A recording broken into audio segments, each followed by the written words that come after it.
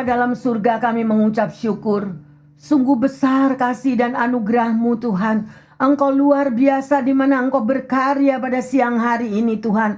Tidak pernah kami pikirkan, tidak pernah kami bayangkan. Itulah yang Engkau sudah berikan kepada setiap para anak-anak-Mu ini. Engkau sendiri yang beracara di dalam kehidupan mereka. Biarlah Engkau meteraikan Tuhan daripada semua kata-kata-Mu itu di dalam hati dan kehidupan mereka. Sehingga mereka tetap kuat dan tabah, tetap berjalan terus Tuhan, mengikuti apa yang Kau perintahkan. Terima kasih Tuhan Yesus, biarlah kami lebih dan lebih lagi belajar pada siang hari ini. Karena kami mau Tuhan, dengan waktu yang tersisa ini, kami sungguh-sungguh boleh menjadi berkat, taat dan setia, memenuhi setiap panggilan kami. Sehingga Engkau datang menjemput setiap umat-Mu. Terima kasih Bapa dalam surga. Kami serahkan semua waktu yang luar biasa ini di dalam nama Tuhan Yesus, Juru Selamat kami yang hidup. Kami berdoa, yang percaya dan siap sedia untuk belajar akan firman Tuhan siang hari ini mengatakan amin, amin, amin. Shalom. Selamat siang Bapak Ibu Saudara-saudari yang terkasih, pendengar yang setia dimanapun Anda berada. Waktu berjalan terus, rasanya begitu cepat. Ya, kalau kita melihat bahwa di mana hari-hari yang 1 minggu kita menunggu, aduh hari Minggu kok enggak datang-datang, 1 minggu 7 hari rasanya dulu begitu lama. Tetapi sekarang 1 minggu itu cuma 2-3 hari sudah hari Minggu lagi. Pernah rasa enggak?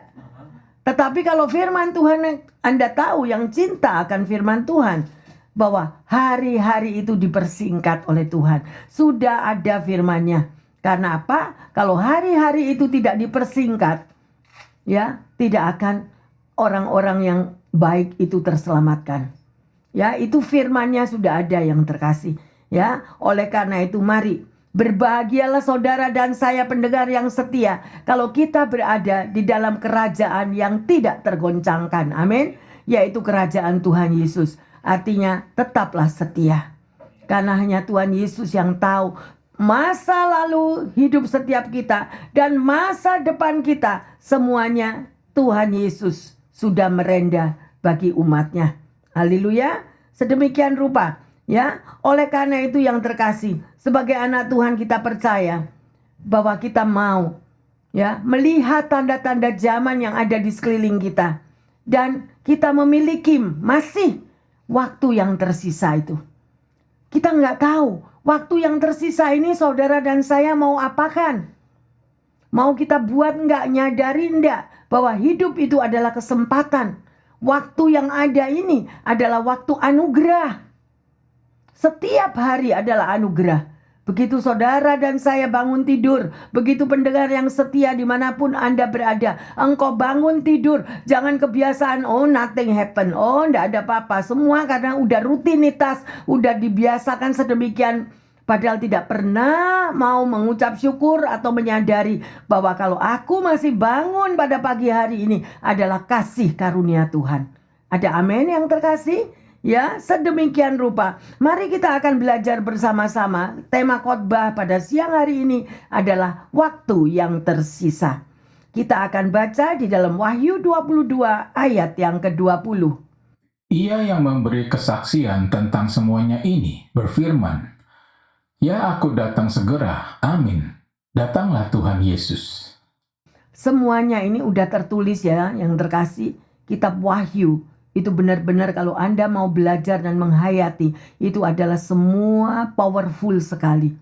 Ya, di sini dikatakan, Ia yang memberi kesaksian tentang semuanya ini. Kitab Wahyu ditulis oleh siapa? Rasul siapa? Yohanes. Ya, sedemikian. Ya.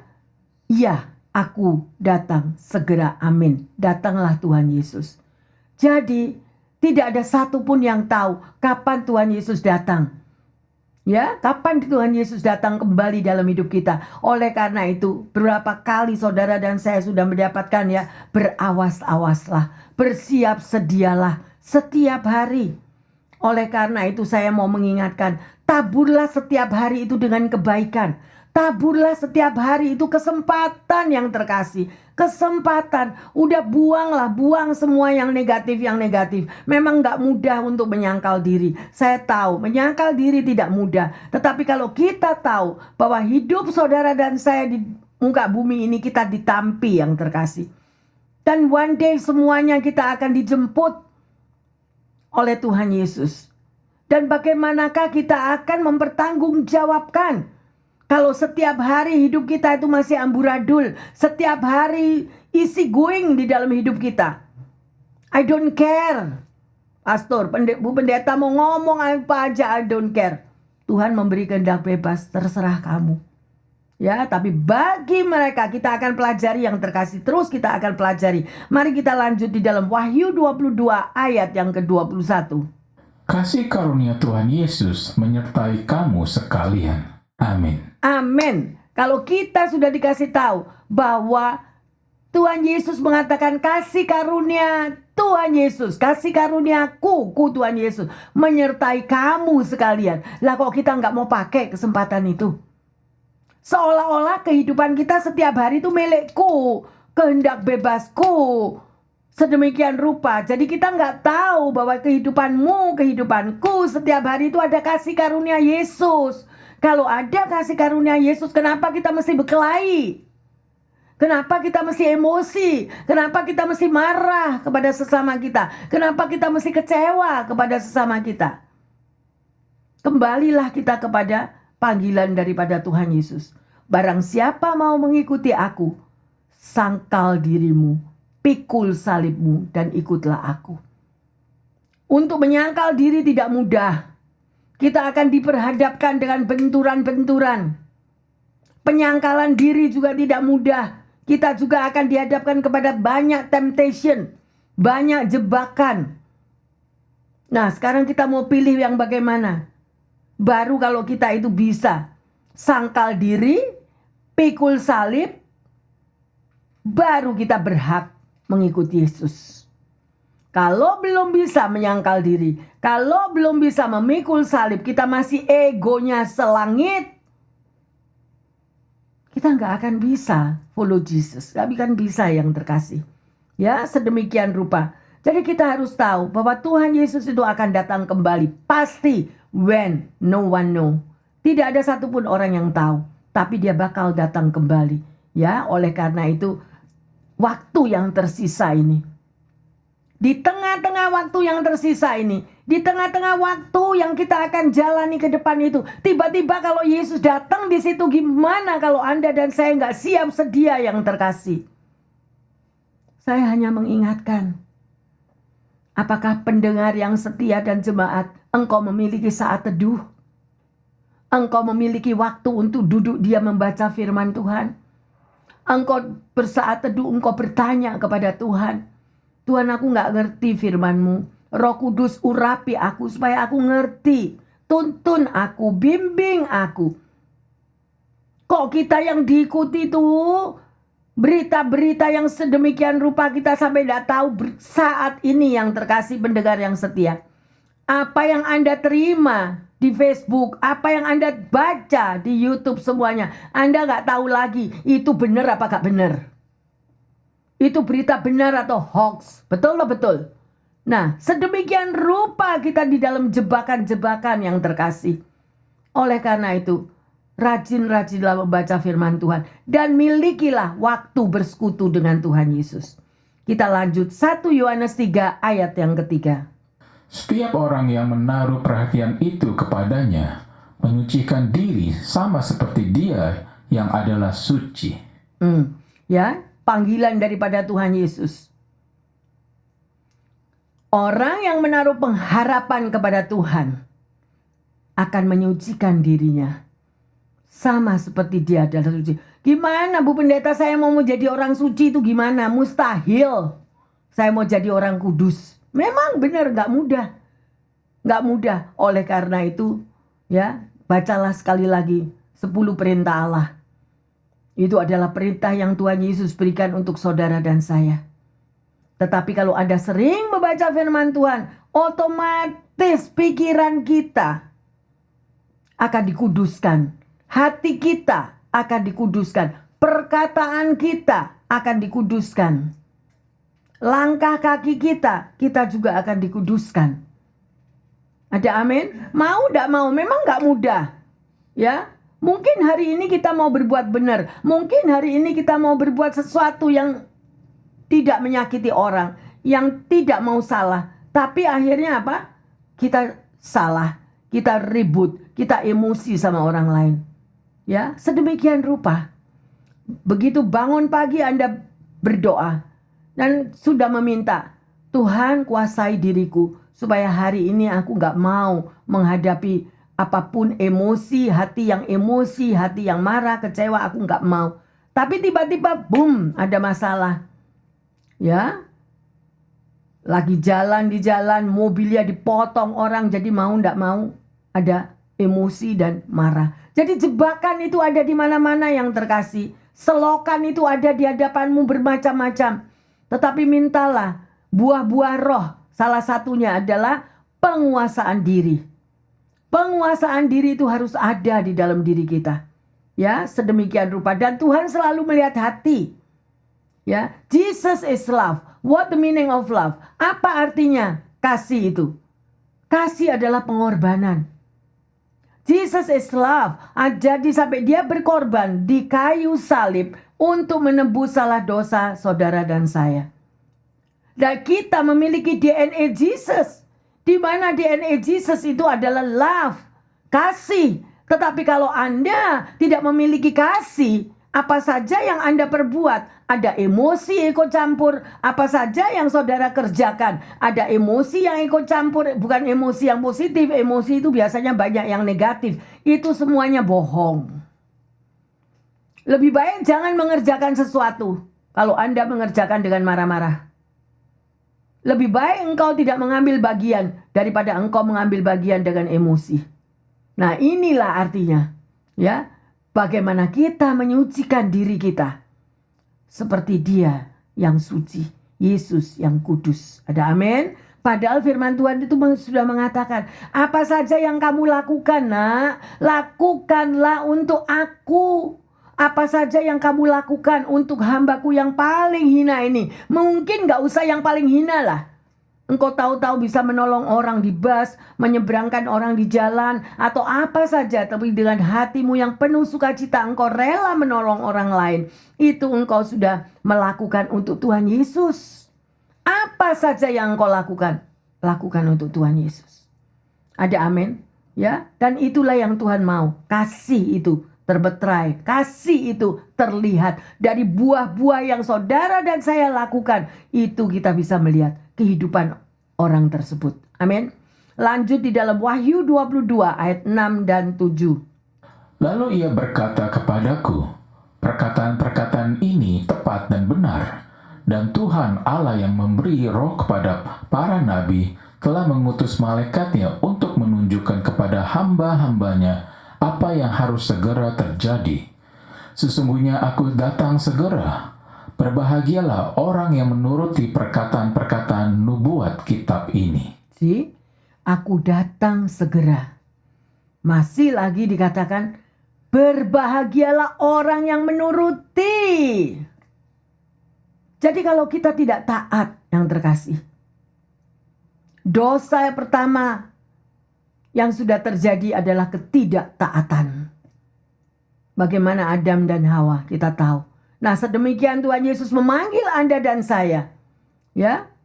Sampai dikatakan berbahagialah, nak, kalau kamu menuruti apa yang dikatakan di dalam kitab ini. Alkitab adalah kitab kehidupan saudara dan saya. Kitab tuntunan hidupmu dan hidupku.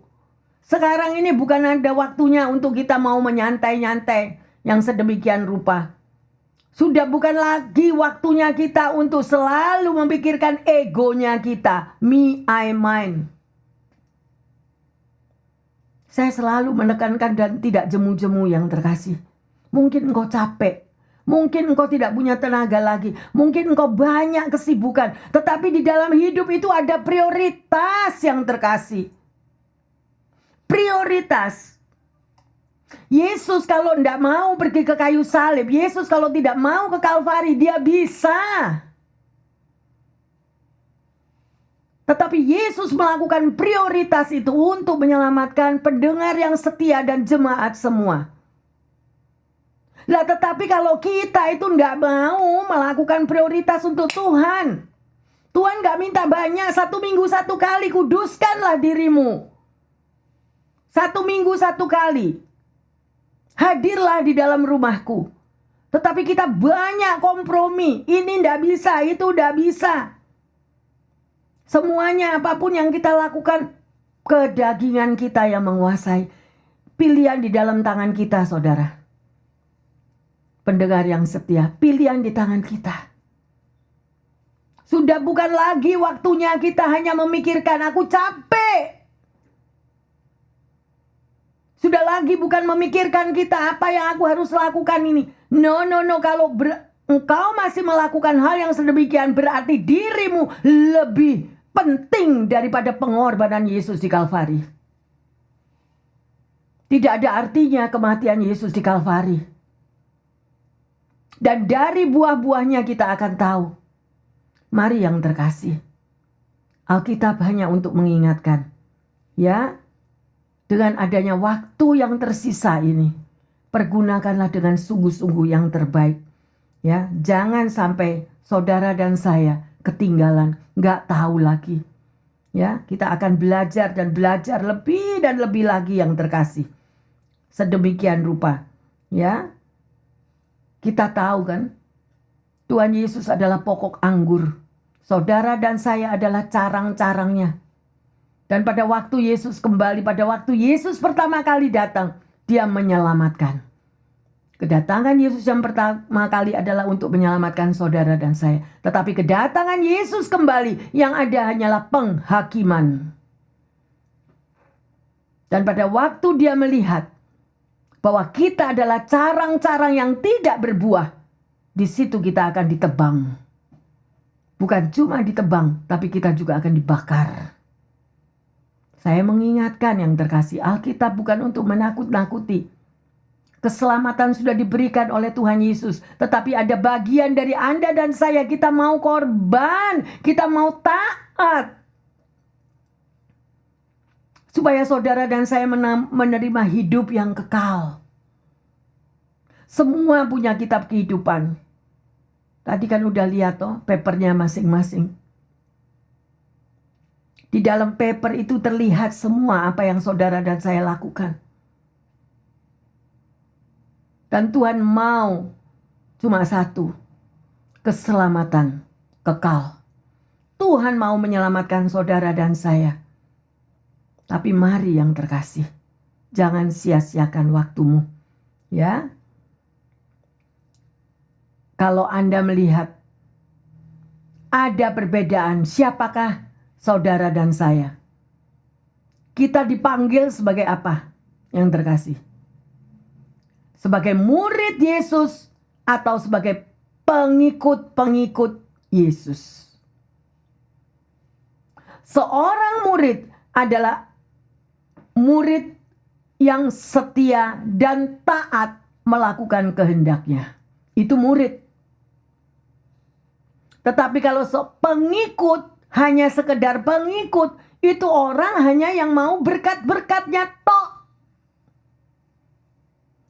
Aku ikut Tuhan supaya aku diberkati. Aku ikut Tuhan supaya aku sehat. Aku ikut Tuhan supaya aku memiliki semua glamurnya dunia. No. Itu pengikut yang terkasih. Tetapi seorang murid Yesus, saudara bisa baca kembali lagi, saya menghimbau, bacalah Alkitab. Bagaimana kehidupan murid Yesus itu? 11 murid Yesus itu, apa aja yang dia alami? Bagaimana kehidupan Rasul Petrus akhirnya? Bagaimana Paulus? Bagaimana mereka banyak yang menjadi martir? Stefanus yang dilempari batu. Mungkin ada yang bilang, kalau gitu itu bukan dari Tuhan. Stefanus dilempari batu sampai mati, kan Tuhan Yesus kasih katanya. Sedemikian rupa. Bagaimana Anda dan saya? yang mengaku sebagai murid Yesus, tapi nggak mau korban dikit. Ada sebagian yang berkorban, tetapi ada yang perhitungan yang luar biasa dengan Tuhan. Kalau aku melakukan begini, nanti berkatku melimpah begitu. Nanti kalau aku melakukan yang ono, berkat Tuhan nanti jadinya begini. Banyak sekali perhitungan dengan Tuhan yang terkasih. Mari koreksi diri kita masing-masing selagi ada waktu. Karena waktu ini adalah kesempatan. Ya, sedemikian. Ya, kita sudah tahu bahwa kedatangan Yesus yang kedua kali adalah untuk menghakimi. Ya, kita lanjut di dalam Matius 24 ayat yang ke-22. Dan sekitarnya waktunya tidak dipersingkat, maka dari segala yang hidup tidak akan ada yang selamat. Akan tetapi oleh karena orang-orang pilihan, waktu itu akan dipersingkat. Haleluya. Berarti masih ada orang-orang pilihan yang terkasih, pendengar yang setia. Oleh karena itu, ayo koreksi dirimu. Perbaiki diri kita setiap hari. Setiap hari. Kalau dulu kita membuat kesalahan 10 misalnya, minta kepada Roh Kudus, tuntun aku supaya aku nggak jatuh lagi, supaya aku nggak berbuat salah lagi. Ya, karena waktu ini dipersingkat yang terkasih. Hari yang kemarin yang Anda lakukan hari yang kemarin untuk Anda lakukan hari ini balik lagi ke kemarin nggak bisa loh. Nggak bisa. Ya. Karena Tuhan memang izinkan waktunya dipersingkat. Sebab kalau enggak, lihat ini.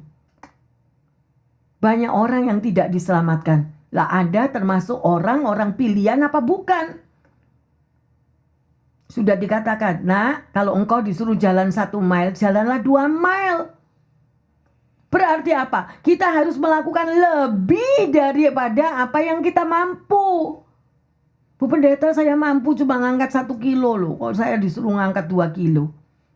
Firman artinya apa saja yang saudara dan lakukan setiap hari untuk menyenangkan Tuhan.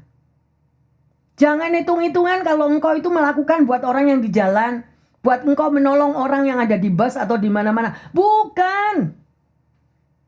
Karena apa saja yang saudara dan saya lakukan itu untuk Tuhan yang terkasih. Engkau memberi sedekah kepada mereka-mereka yang membutuhkan itu bukan untuk orang itu, untuk Tuhan. Engkau memberikan makanan, apapun yang pengorbananmu, itu semua ditulis di dalam kitab kehidupan. Ayo, kalau kita masih mau kalkulit sama Tuhan.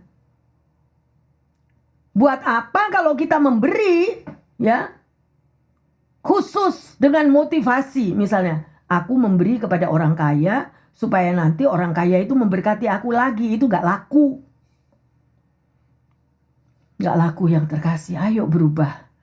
Berubahlah pembaharuan budi kita. Dan hiduplah sesuai dengan firman Tuhan. Ada amin? Ya.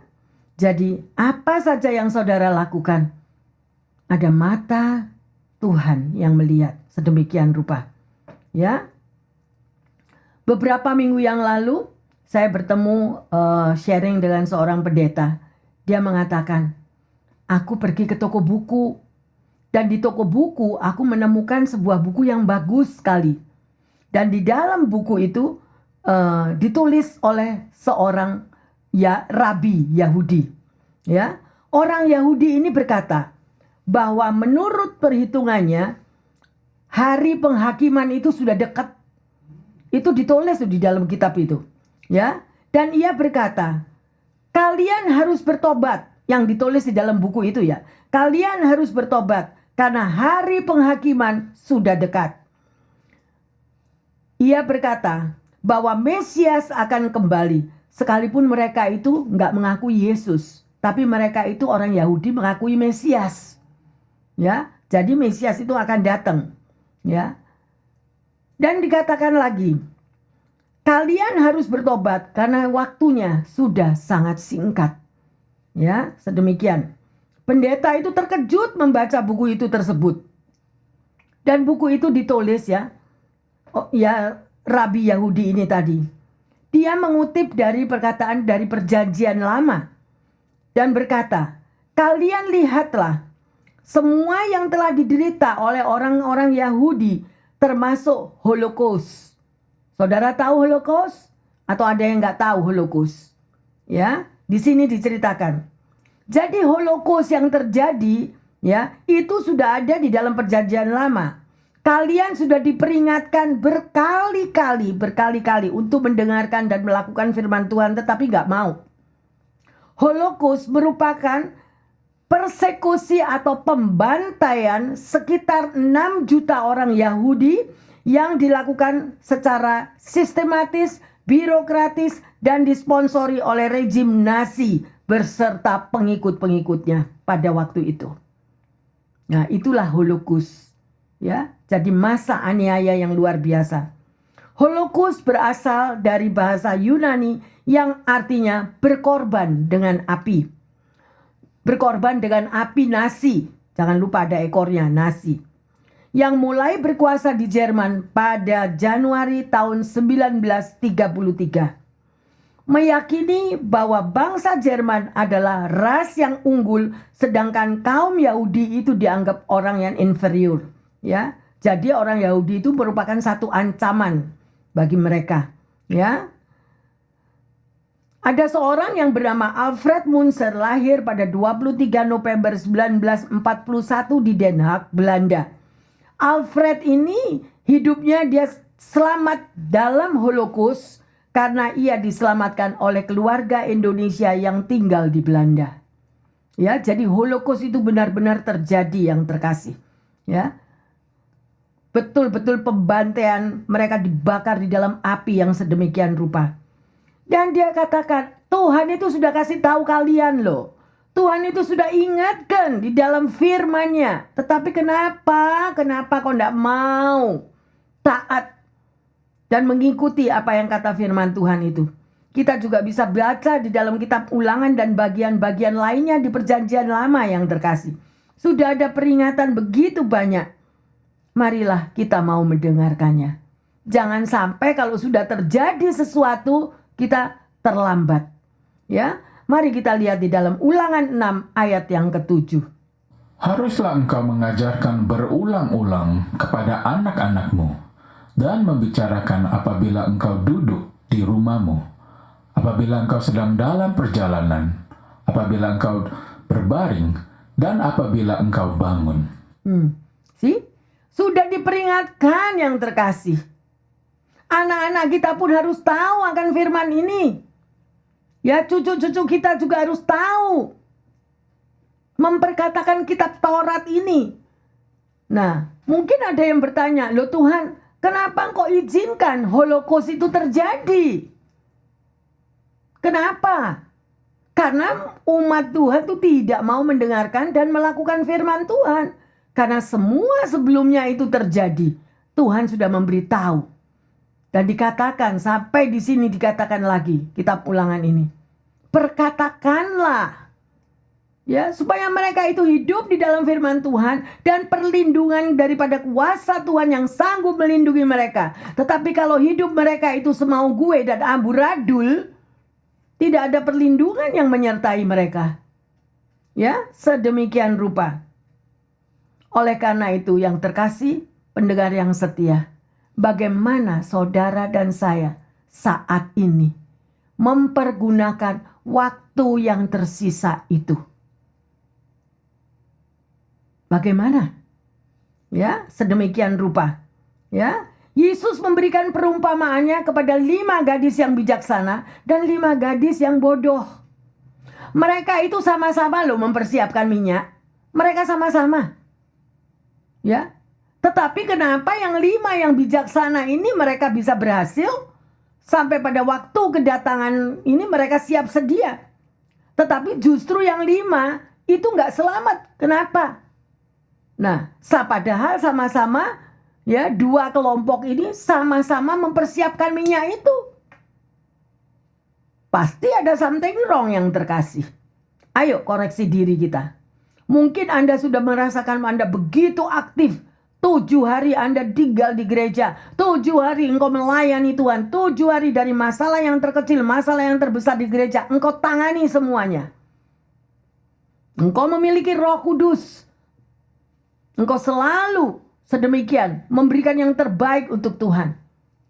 Dan ada yang sebagian sama-sama ikut juga membersihkan gereja untuk juga setia melakukan dari yang terkecil sampai yang terbesar di gereja.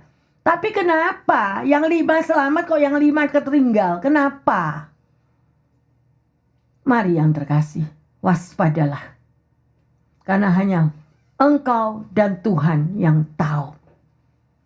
Deep motivasi apa yang ada di dalam dirimu. Mari kita koreksi diri kita masing-masing. Kalau kita nggak pure heart, kita melayani Tuhan. Kita nggak pure heart, kita hidup sesuai dengan firman Tuhan. Tidak ada apapun, hari ini taat, besok nggak taat. Kan sudah dibilang ya, kapan yang dikhotbahkan. Yang terpenting itu bukan cuma hari Sunday yang terkasih. Hari Minggu. Hari Minggu betul-betul kita bak angel. Kalau kita datang ke rumah Tuhan seperti malaikat. Tetapi dari hari Senin sampai Sabtu kita kemana? Tidak ada yang tahu. Itu juga yang penting juga. Seperti 5 gadis yang bijaksana, 5 gadis yang ceroboh ini tadi.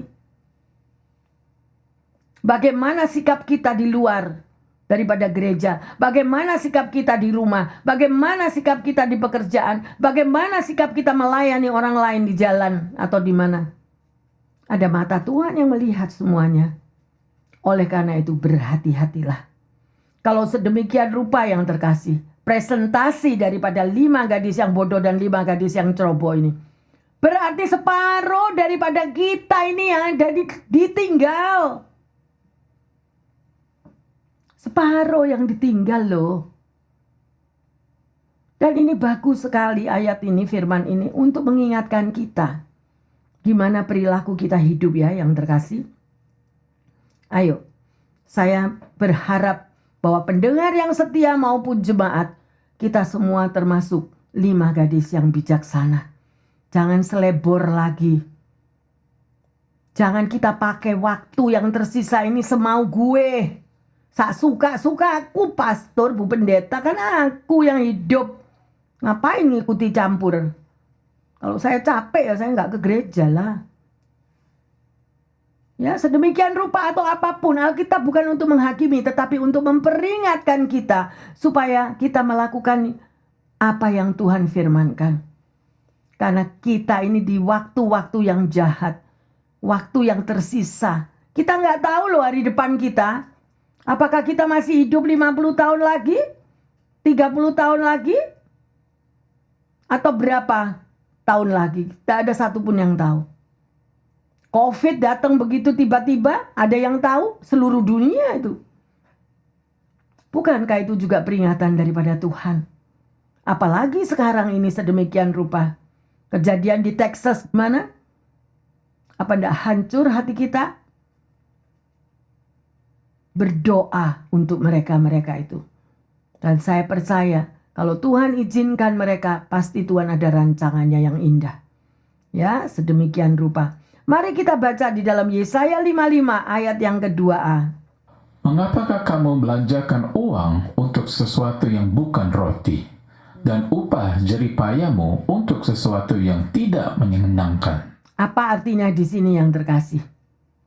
Mengapa engkau belanjakan uang untuk sesuatu yang bukan roti? Yang Tuhan mau, apa saja yang engkau dan saya lakukan di muka bumi ini adalah untuk satu kehidupan yang kekal yang terkasih. Kalau engkau bersaksi untuk kemuliaan nama Tuhan, engkau bersaksi kepada mereka yang tidak pernah mendengar keselamatan daripada Tuhan Yesus, itu untuk suatu kehidupanmu yang kekal nanti.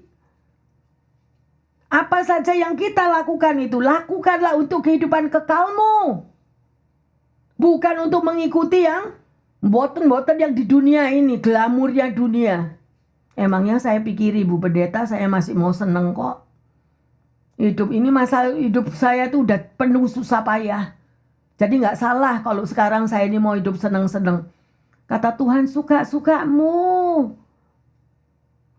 Ya, waktu singkat. Anda mau memakai seperti 5 gadis yang bijaksana Atau Anda mau memakai sedemikian rupa? Kalau saya cuma menghimbau, lebih seriuslah. Lebih seriuslah di dalam engkau mengiring Tuhan. Karena nafas hidup yang kau hirup setiap hari bukan milik kita yang terkasih. Nyadar enggak?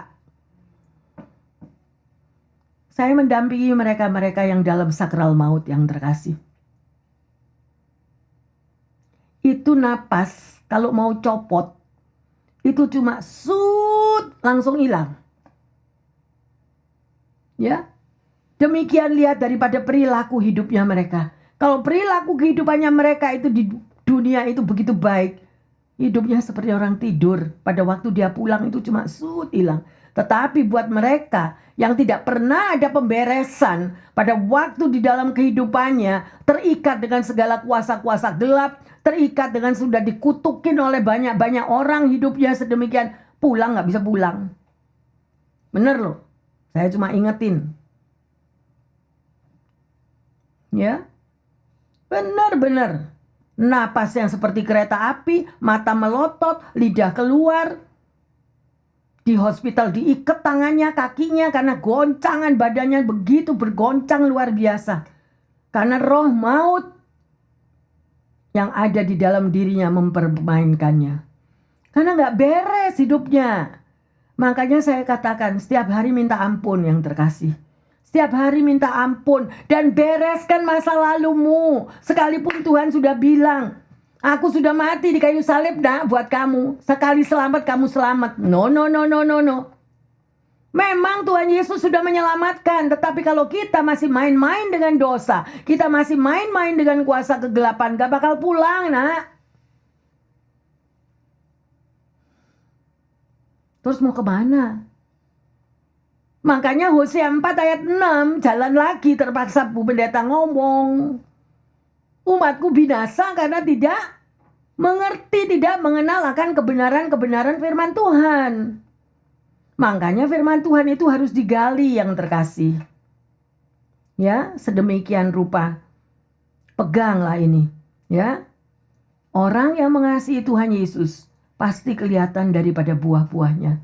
Buah-buah kehidupanmu. Itulah yang orang lain bisa lihat.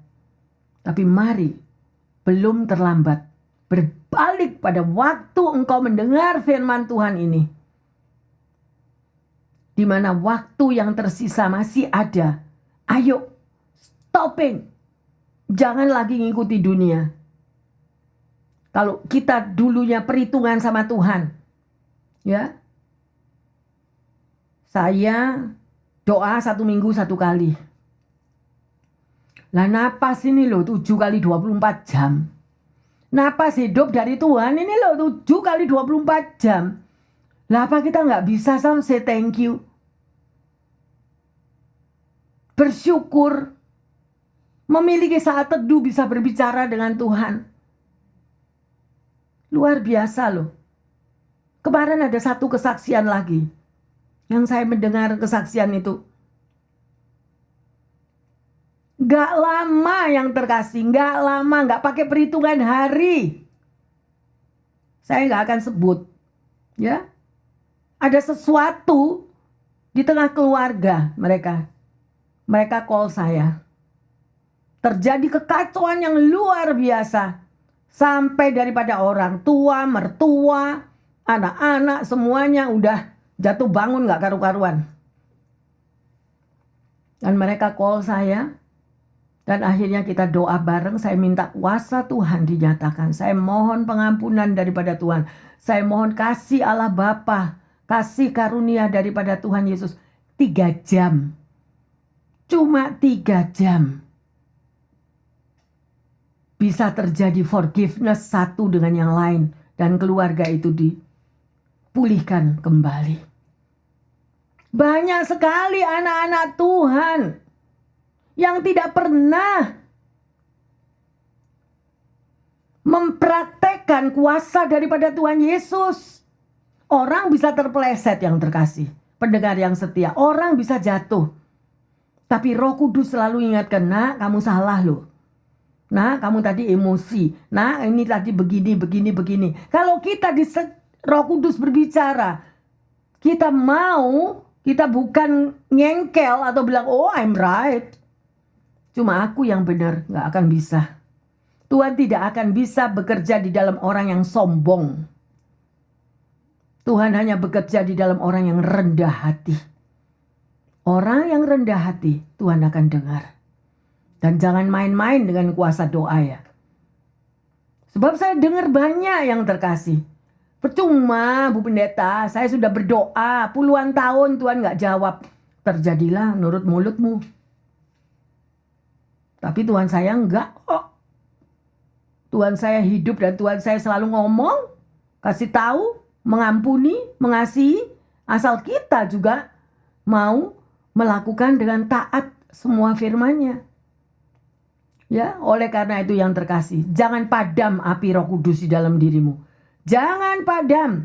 Kalau engkau miscommunication dengan Tuhan, kalau engkau miscommunication, ya, apa yang firman Tuhan katakan engkau tidak melakukannya, otomatis engkau kering rohani. Gak ada semangat baca firman Tuhan, gak ada semangat buat doa. Tapi semangat 45 kalau baca Facebook apa YouTube. Dengerin berita yang gak karu-karuan. Ya, sedemikian. Minta yang terkasih. Minta. Supaya api Roh Kudus Tuhan di dalam dirimu itu berkobar-kobar. Saya mendengar satu kesaksian lagi dari seorang pendeta. Ya, kalau kita kumpul tuh kadang kita sharing di telepon. Pendeta ini dia mengalami kekeringan. Capek dia katakan. Aku capek lihat semua jemaat. Mereka sudah dibimbing, mereka sudah dituntun, mereka sudah ditabur kasih Bapa. Tapi mereka seolah-olah itu mental. Mental sedemikian rupa. Dan satu hari dia dikasih tahu sama temannya. Ada satu movie yang begitu indah, begitu bagus. Dan akhirnya pendeta ini mulai melihat movie itu. Ya. Dan movie ini tadi yang terkasih. Dia menceritakan sesuatu cerita yang luar biasa sehingga api yang ada di dalam dirinya yang dia mengalami kering rohani itu jadi berkobar-kobar kembali. Ya, sedemikian rupa.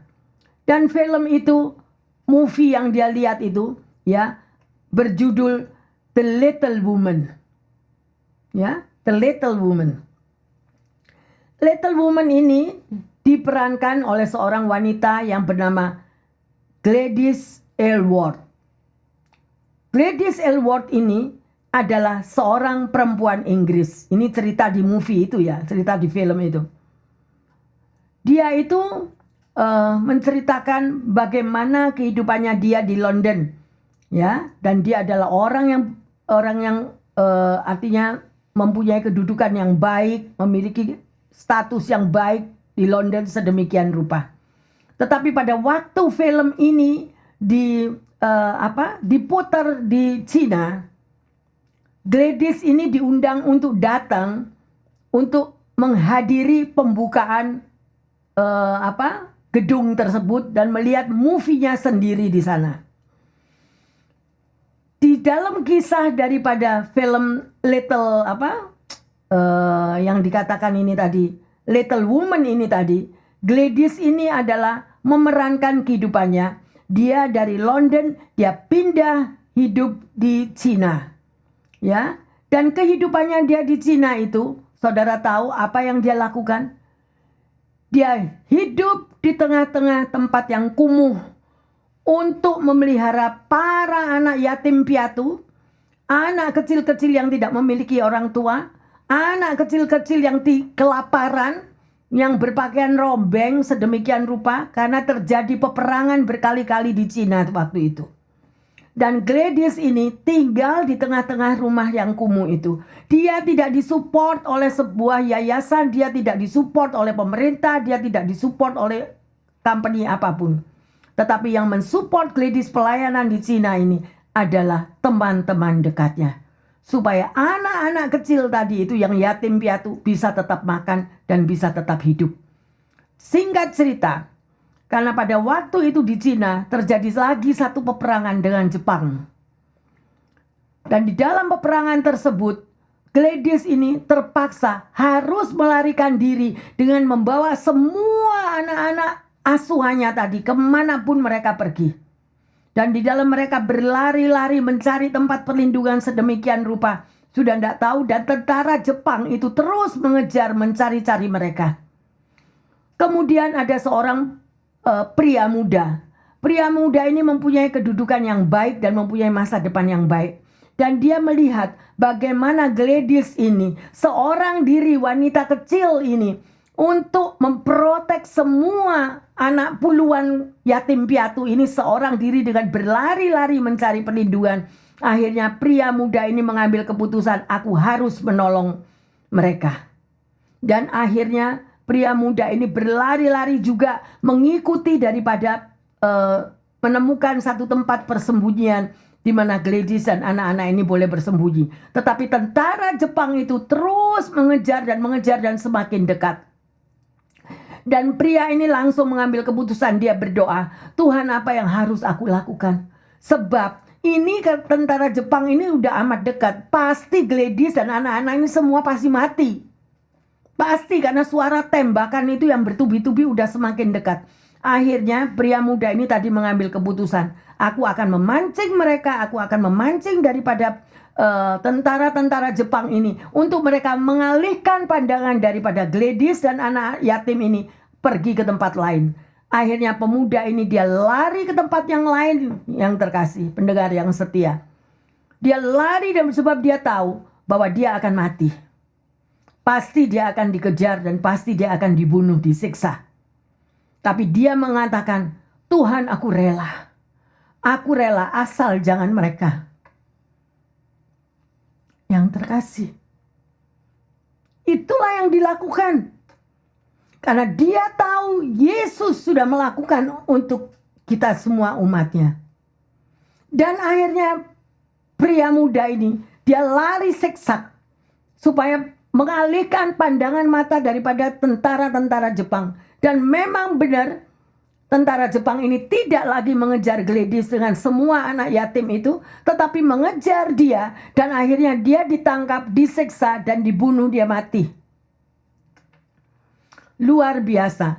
Dan movie ini yang dilihat oleh pendeta tadi yang sudah suam-suam kuku, yang sudah kering rohani, dia bangkit lagi emosinya, dia bangkit lagi spiritnya, dan dia katakan, Tuhan, siapa aku ini? Siapa aku ini?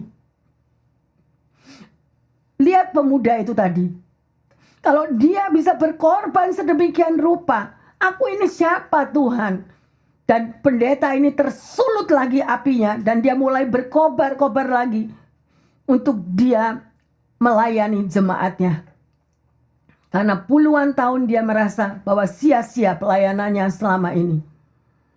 Satu hal, pendengar yang setia dan jemaat, kalau kita sudah mendengar cerita daripada little woman ini, dan kita melihat bagaimana pemuda ini tadi berani melakukan pengorbanannya karena dia mengasihi daripada semua anak yatim tadi dan Gladys. Pertanyaan saya yang terbesar untuk pendengar yang setia dan kita yang duduk di dalam ruangan ini, apa yang saudara dan saya sudah lakukan untuk Tuhan? Apa yang kita sudah korbankan untuk Tuhan? Pemuda ini berhubungan dengan maut. Kita marah karena waktu yang kita pakai untuk Tuhan. Kita marah, kita berkorban untuk kita melayani, untuk kita berbuat sesuatu untuk rumah Tuhan. Kita perhitungan kalau kita berangkat ke rumah Tuhan, bensin berapa, gas berapa. Saya masih punya waktu untuk istirahat, ngapain saya duduk di dalam rumah Tuhan? Pertanyaan saya, pengorbanan apa yang saudara dan saya sudah lakukan kalau engkau sudah dibaptis puluhan tahun? Malu kita. Pendeta tidak akan menghakimi saudara semua. Pendeta kalian, pendengar yang setia, tidak akan menghakimi, enggak. Urusan kita sama Tuhan. Ada guilty enggak kalau kita mendengar kisah seperti ini? Bagaimana attitude kita Kalau kita dengan Tuhan kita batasi, Tuhan aku cuma mau 1 bulan 1 kali ketemu Engkau. Tuhan aku cuma mau 1 tahun 2 kali. Natal dan Paskah. Ingat yang terkasih, kita menjalani waktu yang tersisa. Waktu yang tersisa ini saudara mau apakan? Saya menghimbau, menggerakkan agar api Tuhan menyulut di dalam hatimu. Ada prioritas di dalam hidupmu. Jangan menunggu pada waktu kita di dalam sakral maut, di ICU. Saudara berjanji kepada Tuhan, yes Lord, after this aku mau melayani Engkau. 24 jam sehari, it's too late. Sudah terlambat.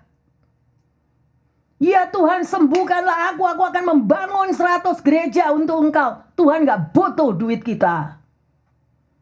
Jangan samakan Tuhan itu dengan apapun yang engkau bisa lakukan yang terkasih. Hati saya hancur, terus terang hati saya hancur. BCF 25 tahun. Saya menghimbau adanya laskar-laskar Kristus yang mau berkorban. Hanya cukup me, I, mine. Aku yang sudah dibaptis, aku yang diselamatkan pastor. Yang lain gak tahu, itu tetangga kiri kanan aku gak kenal atau siapapun gak kenal. Yang terkasih, waktunya akan tiba. Amanat agung daripada Tuhan Yesus yang mengatakan, jadikanlah semua bangsa murid-muridku. Itu adalah amanat agung. Apa yang saudara dan saya, 2 orang aja di dalam mobil bisa ribut. Itu saya gak ngerti loh. Gak ada teman cari teman, bukan? Tetapi begitu Tuhan kasih teman, terjadilah perbantahan, terjadilah argumen. Lah terus maunya apa? Ayo koreksi diri. Bu pendeta juga gak benar yang terkasih. Tapi saya mau menyulut hati setiap kita. Biarlah api Tuhan itu berkobar di dalam hati setiap kita. Dan kita rela. Jesus is love. Kalau di dalam hati Anda dan saya tidak ada kasih Kristus, lebih baik nggak ngaku, jangan ngaku kita orang Kristen. Lebih baik Anda tidak mengakui bahwa engkau anak Tuhan. Kita belajar daripada cerita pemuda ini tadi. Dan kita belajar bagaimana Gladys itu dia tinggalkan hidupnya yang nyaman di London hanya untuk pindah ke negaranya. Alkitabnya dia itu Alkitab bahasa Chinese loh. Dia orang Inggris.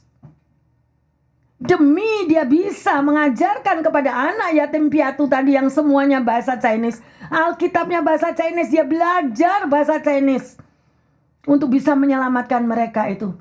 Betapa besar upahnya. Dan pada waktu movie itu diputar di Cina, dia dengan usia sudah 80 tahun, sudah tua. Dia hadir, dia melihat dirinya sendiri. Mari yang terkasih. Biarlah waktu yang tersisa ini, hidup kita diubah. Gak ada lagi itu spirit ego, spirit me, I, mine. Tapi hiduplah pada waktu Anda mendengar khotbah ini. Bukan dirimu lagi. Manusia lama kita sudah diubah menjadi manusia yang baru dan taat setia melakukan panggilanmu. Ada amin? Jangan kelewat waktu yang tersisa. Ya, yang terkasih, hari ini kita sudah belajar bagaimana kita mau melakukan waktu yang tersisa itu. Pertanyaannya sedemikian rupa. Ya, apakah saudara pernah berdoa begini kepada Tuhan? Begitu Anda buka mata, Anda bilang, Tuhan, hari ini bukan kehendakku yang jadi, tetapi kehendak-Mu lah yang jadi. Mintalah yang terkasih. Mintalah pendengar yang setia. Setiap hari, Roh Kudus tuntun aku. Bukan kehendakku, tetapi kehendak-Mu lah yang jadi. Kita terlalu isi yang terkasih. Kita terlalu mudah menyepelekan Tuhan Yesus. Itu hati saya berontak di sini. Terlalu mudah. Kalau kita lagi nggak mau, ya nggak usah datang ke gereja, ngapain? Kalau lagi nggak mau, ya nggak mau. Kalau mau memikirkan capek, semua orang capek. Tetapi Tuhan melihat hatimu dan Engkau tahu. Ya, firman Tuhan mengatakan jalan 1 mile, jalanlah 2 mile. Kalau Anda bisa jalan 5 mile, Tuhan akan memberkati. Tuhan akan menghargai pengorbanan kita. Sedemikian rupa. Ya, jadi berbicaralah kepada Tuhan, kehendak-Mu Tuhan yang jadi, bukan kehendakku. Amin. Ya, mulai berkatakan itu. Pertanyaannya, bagaimana saudara dan saya mau memakai waktu yang tersisa ini untuk melakukan kehendak Tuhan? Ya, itu pertanyaan yang pertama. Yang kedua, ya, sudahkah kita memohon kasih Allah itu memenuhi di dalam hati kita, memenuhi di dalam hidup kita, sehingga kasih Allah itu berkobar-kobar di dalam diri kita. Kita menjadi berkat bagi sesama kita yang lain. Ada amin? Haleluya, luar biasa. Ya, dan sebagai ayat emas kita akan baca di dalam Mazmur 90 ayat yang ke-12. Ajarilah kami menghitung hari-hari kami sedemikian, hingga kami beroleh hati yang bijaksana.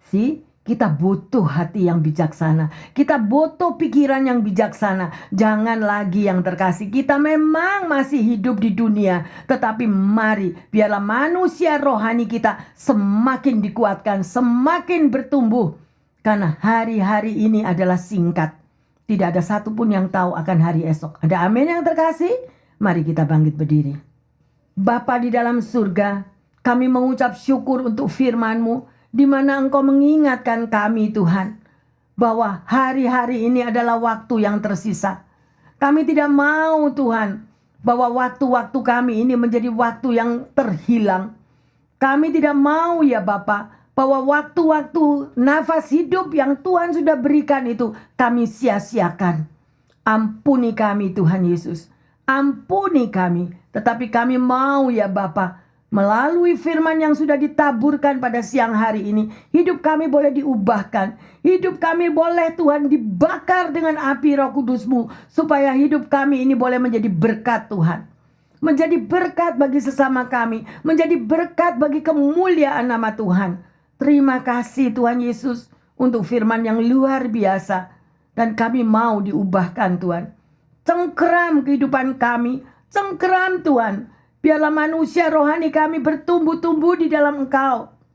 Dan kami mampu menjadi berkat menyelamatkan orang lain. Ajarkan kami ya Roh Kudus.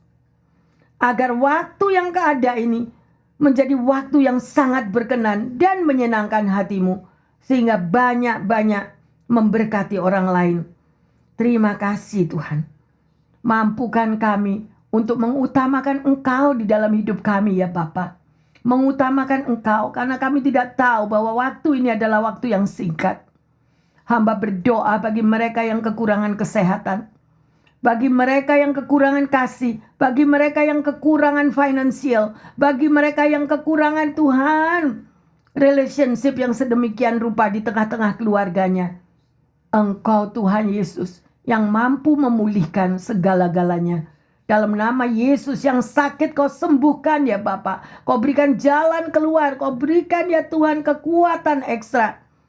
Bagi mereka yang tidak memiliki pekerjaan. Bagi mereka yang memiliki Tuhan saat ini kekurangan di dalam finansialnya. Tuhan buka terobosan ya Bapa. Agar mereka menemukan jalan keluar untuk mencukupi kehidupannya sehari-hari. Dan juga bagi mereka yang mengalami kesulitan, oh Tuhan, persoalan di tengah relationship, di tengah keluarga atau dimanapun. Beri hati mereka pengampunan. Mampukan mereka untuk mengampuni sesamanya. Biarlah kasih boleh bertumbuh-tumbuh dengan luar biasa. Terima kasih Bapa. Terima kasih untuk firman-Mu yang luar biasa. Dan kami mau mempraktekannya Tuhan. Di dalam waktu yang tersisa ini adalah kesempatan untuk kami membayar semua yang tertinggal. Untuk kami membayar apapun yang semua belum dapat kami lakukan. Kami akan Tuhan melakukannya dengan pengorbanan seperti Engkau berkorban bagi umat-Mu. Terima kasih Tuhan Yesus. Terima kasih untuk firman-Mu yang Kau sudah berikan. Di dalam nama Tuhan Yesus hamba berdoa dan mengucap syukur. Yang percaya dan sudah merasakan api Tuhan berkobar di dalam hati setiap umatnya dan pendengar yang setia, mengatakan amin, amin, amin. Bapak, Ibu, Saudara-saudari yang terkasih, saya menghimbau, milikilah hubungan yang begitu dekat dan melekat kepada Tuhan, sehingga api Tuhan itu boleh berkobar-kobar di dalam waktu-waktu yang singkat ini. Anda dan saya tetap menjadi berkat dan boleh membakar setiap mereka yang jauh daripada Tuhan, boleh berada di dalam pelukan Tuhan kembali. Haleluya. Amin. Tuhan Yesus memberkati semuanya. Amin, amin, amin.